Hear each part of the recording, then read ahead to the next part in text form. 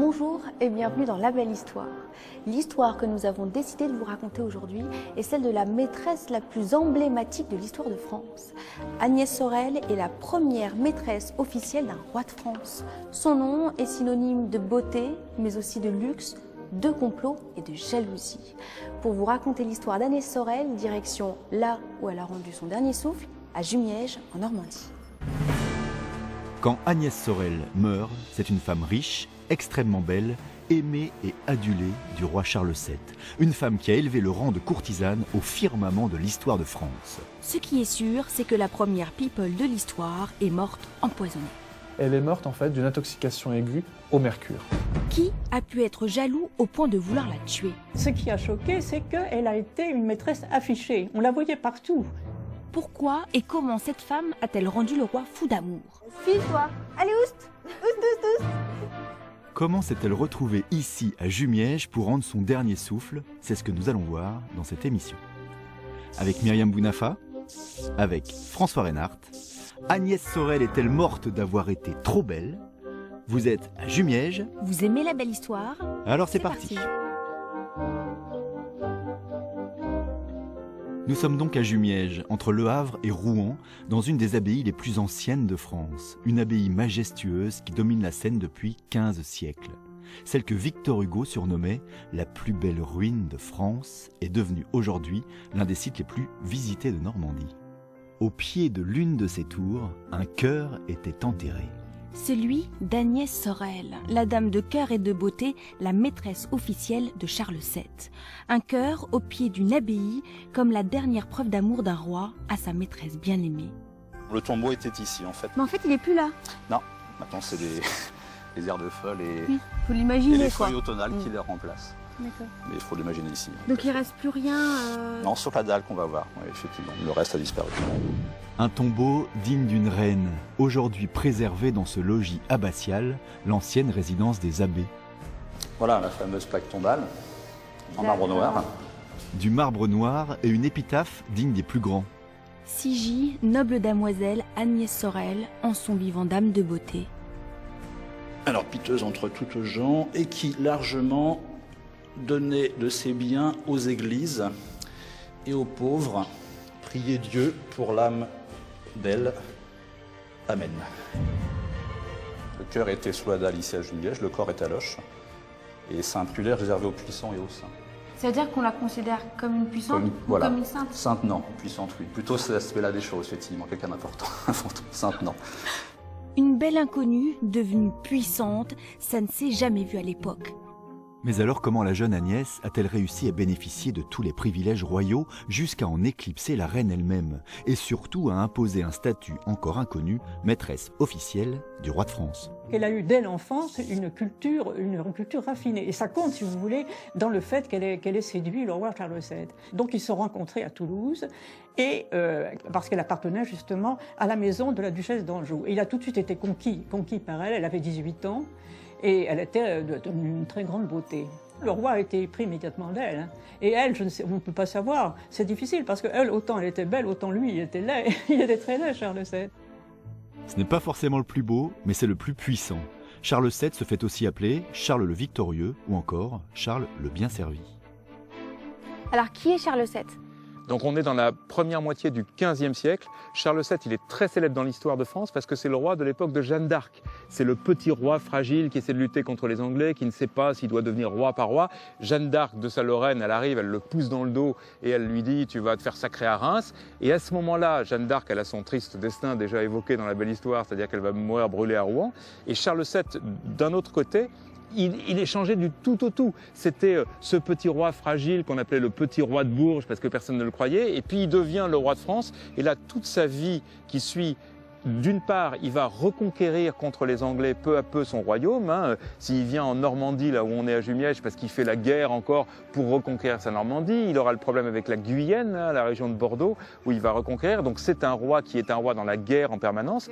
Et en même temps, c'est un roi qui devient puissant, très imbu de lui-même et qui adore les femmes et qui multiplie les conquêtes, etc. Et parmi ces femmes-là, la plus célébre, c'est Agnès Sorel. Ne devient pas favorite qui veut. Au Moyen-Âge, la cour se déplace sans cesse de château en château et les courtisanes du roi sont recrutées par casting. Les places sont chères, la compétition est serrée. Étonnamment, ce n'est pas le roi qui choisit. On raconte que l'arrivée à la cour d'Agnès Sorel a été organisée par la mère de la reine. Oui. Comment ça? Ah bah comment ça Pourquoi? Certainement pour des raisons d'équilibre politique, et puis si le roi délaissait la reine, il valait mieux, disons, contrôler la personne avec qui il allait partager sa vie. En plus, comme elle était très intelligente, Agnès Sorel, au lieu de se heurter à la reine, de manifester une hostilité ou une arrogance vis-à-vis de la reine, elle était au contraire très déférente, presque amie de la reine. Elle a très bien su s'introduire à la cour, aussi bien auprès du roi qu'auprès de la reine. C'est le moment où la favorite, au fond, devient une deuxième reine, et même plus importante que la reine légitime. La reine légitime étant réduite à son rôle de génitrice. N'oubliez pas que Marie, la femme de Charles VII, a fait 14 enfants, ce qui n'est pas peu même pour l'époque. Damoiselle Sorel a le beau rôle et elle va en profiter. Pour plaire, elle va y mettre les moyens. Elle s'épile le front et les sourcils pour mettre en valeur son regard et elle se choisit des robes précieuses au décolleté plongeant. Agnès est sûre de ses atouts charmes. Elle va devenir le canon de la cour. Guillaume et Anaïs, passionnés de Moyen-Âge, reviennent sur la mode de l'époque. Et ça, c'est des belles robes. Voilà, donc là vous avez deux exemples de robes du 14e et du 15e, Ouais. que vous allez essayer toutes les deux après. Ouais. Ça, Vous c'est allez voir, avant c'est- et après Agnès Sorel. Voilà, en fait. vous avez 100 ans de différence à peu près entre les deux robes. Là, c'est pas super décolleté en fait. Ça va venir. Ça va venir. Après, je tire ma chemise par en dessous, de manière à bien la positionner. Là, l'important, c'est déjà que le lassage tienne. Les hommes, généralement, sont admiratifs. ça c'est pas un problème. File, toi. Allez, oust. Oust, oust, oust. Faut se laisser le temps de se faire désirer. Tadam.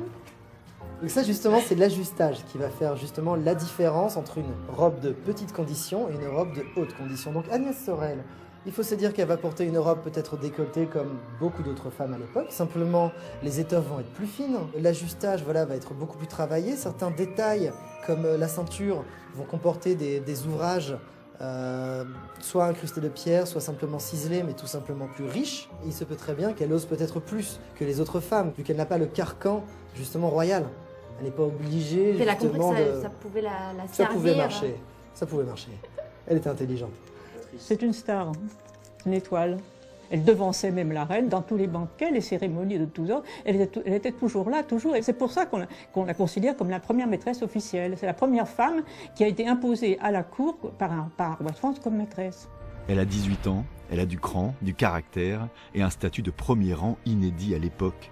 Mais elle ne sait pas encore que c'est ce statut précisément qui la mènera jusqu'à la mort. Le fait qu'elle soit la maîtresse du roi, ça l'expose ou alors ça la protège? Les deux, c'est-à-dire qu'à la fois elle est protégée parce que elle va être sa maîtresse pendant très longtemps quand même, hein. Et donc à la fois ça la protège parce que le roi la protège, le roi Charles VII, parce que c'est sa favorite, qu'il l'adore, qu'il est prêt à tout pour elle, qu'il dépense des fortunes, etc. Et puis en même temps ça l'expose parce que ça l'expose aux jalousies d'autrui. La chouchoute du roi. Agnès a droit à des avantages en nature et des privilèges, bijoux, argent, châteaux et fourrures. Elle a acquis par la beauté ce que les autres espèrent par héritage. Elle mène une vie très luxueuse. On raconte qu'elle a possédé l'un des premiers diamants qu'il y a eu en Europe. Elle avait, disons, Le roi la gâte, quoi. énormément. Le roi la comblait de présents et en particulier lui donnait des châteaux. Et ces châteaux, ce n'étaient pas des propriétés, des manoirs, des propriétés de plaisance, c'était des places fortes, des places militaires. Il a commencé par lui donner le château de Beauté qui appartenait au trésor royal, et c'est pour ça qu'on l'a appelée la Dame de Beauté.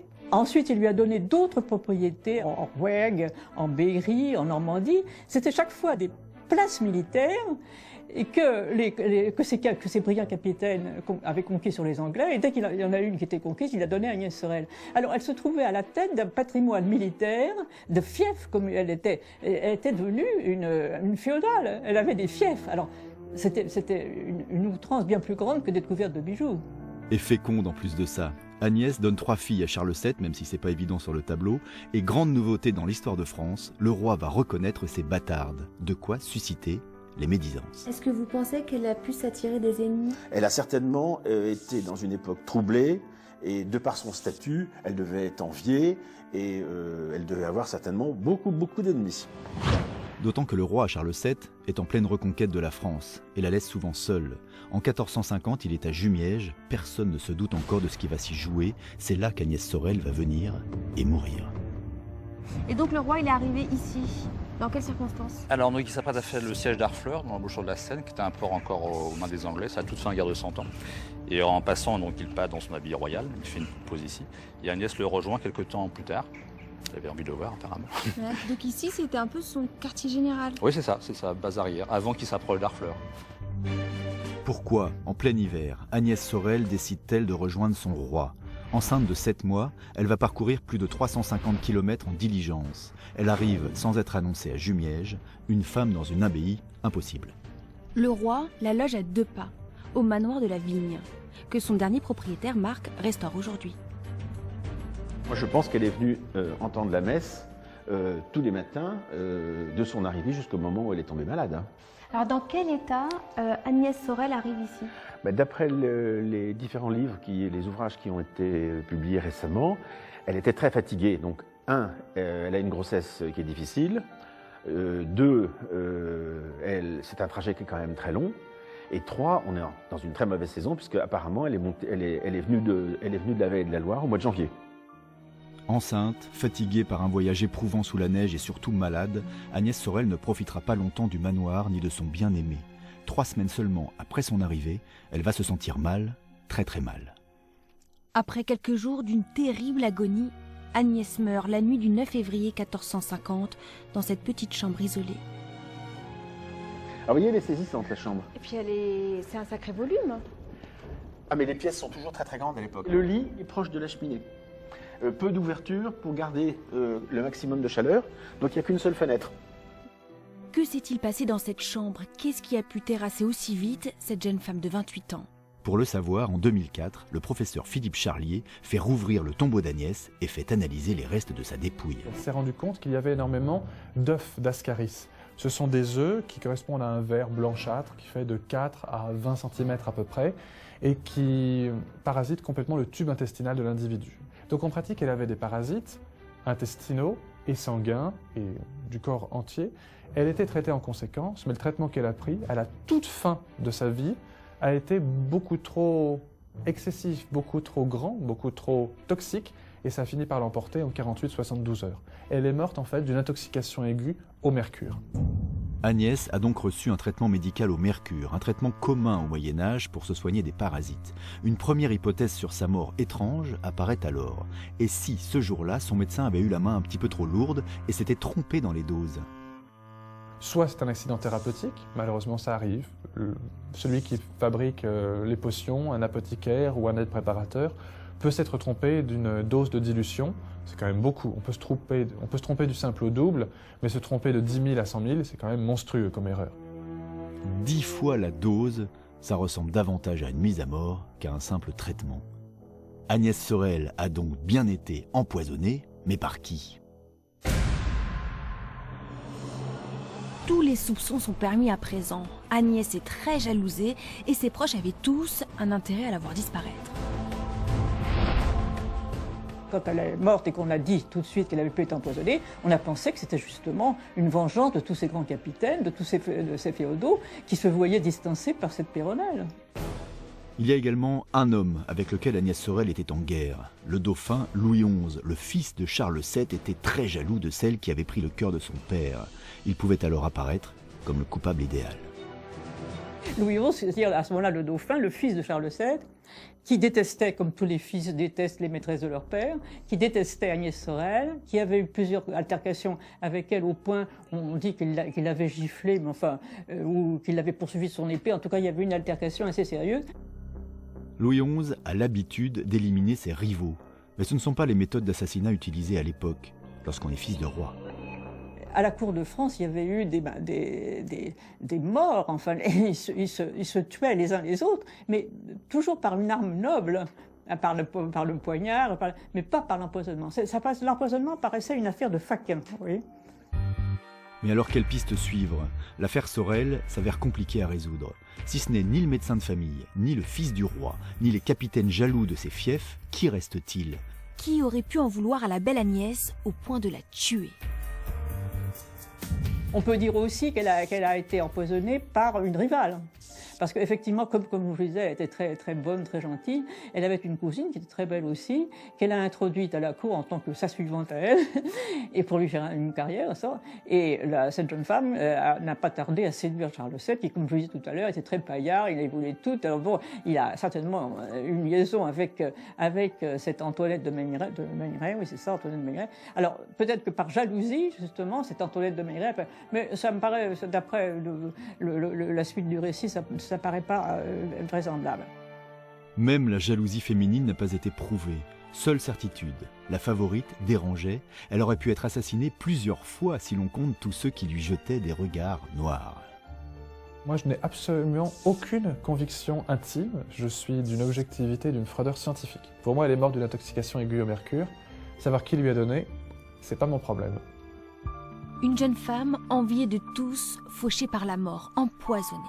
Pour quelle raison, au final, le mercure a-t-il refroidi son cœur? Je dirais qu'elle est morte d'avoir été trop belle et d'avoir suscité énormément de jalousie. Elle a eu une influence qui était beaucoup trop importante vis-à-vis de Charles VII, qui était bénéfique au début. C'est elle qui lui a fait rencontrer Jacques Cœur, c'est elle qui a fait rentrer véritablement la Renaissance italienne jusqu'en France. Il n'y aurait pas eu de Renaissance sans Agnès Sorel, du moins beaucoup plus tardivement. Agnès Sorel ne sera pas morte pour rien. Empoisonnée à 28 ans, elle aura eu le temps d'une courte vie pour réussir son coup, entrer dans l'arbre généalogique, ne plus être considérée uniquement comme une maîtresse, mais comme une aïeule officielle au sein même des plus grandes familles de France, dont celle que nous connaissons très bien. Ça, c'est toute la descendance d'Agnès Sorel. Uniquement par une de ses filles. Donc elle a 3 filles, et la troisième, Charlotte, épouse un Normand, Brézé. Ce ménage aura un fils, Brézé, qui sera le mari de Diane de Poitiers. Et on a la plupart des familles royales ou impériales européennes. C'est une descendance très très variée. Jacques Chirac aussi, Valéry Giscard d'Estaing aussi. Oui, c'est notable. C'est pas vrai, ouais. Jacques Chirac, Valéry Giscard d'Estaing ont des liens de parenté avec Agnès Sorel? Oui, tout à fait. Un amour limpide entre un roi et sa maîtresse officielle. enflammé pour elle à ce point qu'il ne pouvait supporter qu'elle lui manquât un instant. Et une mort au mercure qui reste un mystère encore aujourd'hui. L'influence de la première maîtresse officielle d'un roi résonne encore autour de l'abbaye de Jumièges. Est-ce qu'on pourrait imaginer la même révolution aujourd'hui, c'est-à-dire que les présidents puissent donner une place officielle, un statut officiel à leur maîtresse? Alors, dans la République, non, parce que précisément, elle s'est construite contre le système de la cour. Le système de la cour, avec les maîtresses officielles, etc., c'était le mélange vie privée, vie publique. Les rois, il n'y avait pas de vie privée, vie publique. On connaissait leurs maîtresses, on savait comment ils couchaient, etc., toutes leurs histoires de santé, etc. Et la République, elle s'est faite sur, désormais, c'est fini. La République, c'est la raison, c'est-à-dire tout le peuple français élit un homme dans sa raison et sa vie privée ne doit pas compter. Donc, c'est pour ça que la République ne donne pas, par exemple, de statut à la femme du chef de l'État. Il n'est pas clair du tout, parce qu'officiellement, on a voté pour une personne, on n'a pas voté pour deux. Alors évidemment que les présidents de la République, ou les hommes puissants, et des femmes et des maîtresses, etc., ou j'espère quand un jour il y aura une femme présidente de la République, qu'elle aura des maris, des amants, etc., tout ça c'est très bien et c'est très normal, mais en principe, on ne doit pas le savoir, c'est ça l'idée. Avec Agnès Sorel, les sentiments du roi donc auront pris le pas sur le protocole. Les familles Bourbon, Clermont-Tonnerre, les familles Chirac, Giscard d'Estaing, ainsi que toutes les têtes couronnées d'Europe peuvent lui dire aujourd'hui merci. La belle histoire, c'est terminé pour aujourd'hui. Vous en savez désormais un peu plus sur la belle Agnès Sorel, cette maîtresse qui a été traitée mieux qu'une reine. La belle histoire, c'est aussi le Plus, Internet et les réseaux sociaux. Et moi, je vous dis à bientôt.